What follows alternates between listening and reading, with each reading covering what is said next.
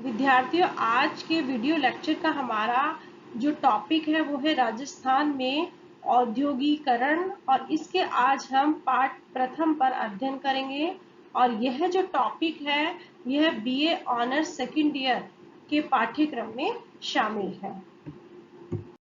राजस्थान में औद्योगिकरण, इस टॉपिक को हम दो भागों में बांटेंगे।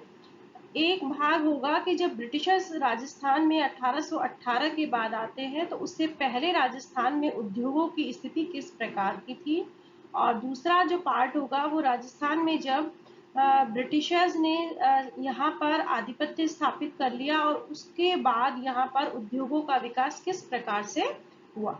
तो आज का जो वीडियो लेक्चर है उसमें हम 1818 से पहले की स्थिति पर चर्चा करेंगे। तो 18वीं शताब्दी में राजस्थान के जो उद्योग हैं उनको हम दो श्रेणियों में विभक्त कर सकते हैं, ग्राम उद्योग और नगर उद्योग। राजस्थान में जो औद्योगिकरण है उसके लिए यहाँ पर प्रचुर मात्रा में एक तो खनिज संपदा और कच्चा माल पर्याप्त मात्रा में उपलब्ध था, और यहाँ पर जो कच्चा माल है वो बहुत ही कम आयात करना पड़ता था। इसका एक मुख्य कारण यह था कि राजस्थान में लोगों का जो मुख्य व्यवसाय था वो कृषि था, और लोग अपनी आवश्यकता के अनुसार या आवश्यकता से ज्यादा कृषि उत्पादों द्वारा कच्चे माल की आपूर्ति कर लिया करते थे। तो यहाँ के जो स्थानीय जो उद्योग धंधे थे उनके लिए आवश्यक कच्चे माल की पूर्ति यहाँ के स्थानीय खानों और कृषि पैदावार से हो जाती थी। और इसी कारण से 18वीं शताब्दी के अंत में स्थानीय मांग की पूर्ति के लिए गांवों में कई प्रकार के जो कुटीर उद्योग धंधे थे वो प्रचलित थे। प्रत्येक गांवों में कुम्हार, बढ़ई, मोची, लुहार, जुलाहे होते थे जो कि स्थानीय व्यक्तियों की आवश्यक वस्तुओं का उत्पादन करते थे। और जो कारीगरी का जो व्यवसाय था वो वंशानुगत हो गया था, और इस वंशानुगत व्यवसाय ने यहाँ पर जातियों का भी निर्माण कर दिया था। अगर हम यहाँ के उद्योग धंधों की बात करें या कुटीर उद्योग धंधों की बात करें तो कंबल बनाना, जूते बनाना, रस्सी बांटना और भेड़ पालना यहाँ के मुख्य उद्योग थे, जबकि राजस्थान के जो गांव थे उनमें गुड़, तेल और शराब बनाने का जो उद्योग है वो भी उन्नत अवस्था में था। 18वीं शताब्दी के अंत तक हम देखते हैं कि राजस्थान के जो नगर और कस्बे थे उनमें कई प्रकार के उद्योग विकसित हुए। नगरों के जो कारीगर थे वो बहुत सारी कारीगरी में दक्ष होते थे, जैसे कि कशीदाकारी और जो जरी का काम था वो राजस्थान में खूब होता था। इसी प्रकार से जो मारवाड़ और जो जयपुर के जो सांगानेर बंदेज का कार्य है वो भी राजस्थान में बहुत ही विख्यात था। जबकि बीकानेर, जोधपुर, जैसलमेर, शेखावाटी, मालपुरा, नागौर और मेड़ता में ऊनी कंबल बनाए जाते थे, और मलमल तैयार करने में कोटा का उस समय प्रथम स्थान था। जालिम सिंह ने चंदेरी व आगरा से अच्छे जो कारीगर थे उनको कोटा में आमंत्रित किया था, जो मलमल के लिए अच्छा और बारीक धागा तैयार करते थे। इसी प्रकार से जब झालावाड़ एक अलग राज्य बन गया तो वहां अलग से ही लघु उद्योग धंधे विकसित हुए, और झालरा पाटन में टाट पट्टी का और पुतली बनाने का जो काम है वो अच्छी मात्रा में होता था। इसी प्रकार से जो उदयपुर है वो अपने कास्ट कार्य के लिए भी विख्यात था। इसी प्रकार से सवाई माधोपुर, शाहपुरा, मूड़वा भी कास्ट कार्यों के अच्छे केंद्र थे। पाली भी मकबल तैयार करने और कपड़ों की रंगाई और छपाई के लिए विख्यात था। जवाहरात व्यवसाय के लिए जयपुर विख्यात था, और जयपुर के बाद कोटा, बीकानेर और जोधपुर का जवाहरात के क्षेत्र में नाम आता था। और यहाँ पर जो गुमानी मल है वो जयपुर के प्रसिद्ध मीनाकार थे। उदयपुर और सवाई माधोपुर है वो अपनी लकड़ी के कार्य के लिए प्रसिद्ध था। अगर यहाँ के उद्योग धंधों की हम बात करें कि ये अच्छी अवस्था में इसलिए थे क्योंकि यहाँ राजस्थान के कई भागों में कच्चा लोहा था वो भी पर्याप्त मात्रा में उपलब्ध था, और इसका जो मुख्य कारण था कि जो राजस्थान के जो राजपूत नरेश थे उनको यहाँ अपना अस्तित्व बचाने के लिए मुसलमानों से लगातार संघर्ष करना पड़ रहा था। इसलिए उन्होंने युद्ध के जो शस्त्र हैं उनको भी यहाँ बनाने की व्यवस्था कर रखी थी। और युद्ध से संबंधित जो शस्त्र थे जैसे कि बंदूकें, तलवारें और तोपें वो यहाँ बनाई जाती थी।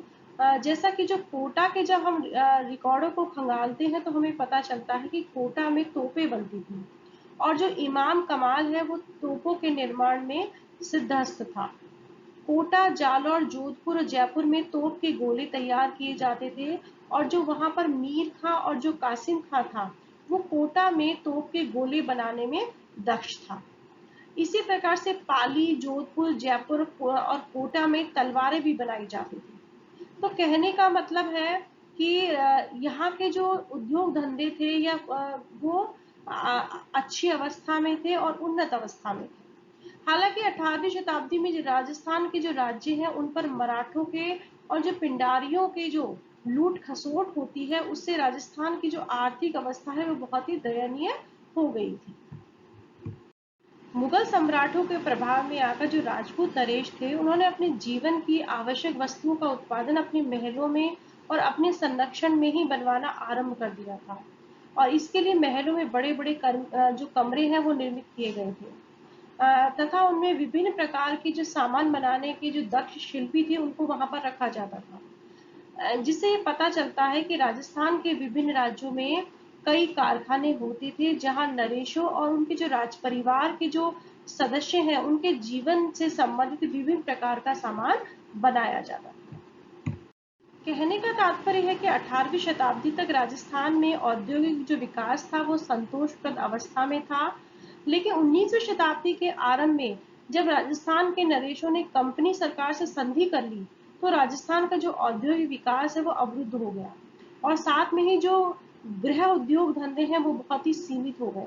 इसका मुख्य कारण था कि राजस्थान के राज्यों में अंग्रेजों की प्रभुता स्थापित हो गई थी और अंग्रेज राजस्थान में उद्योग धंधों का विकास या आधुनिकीकरण नहीं चाहते थे।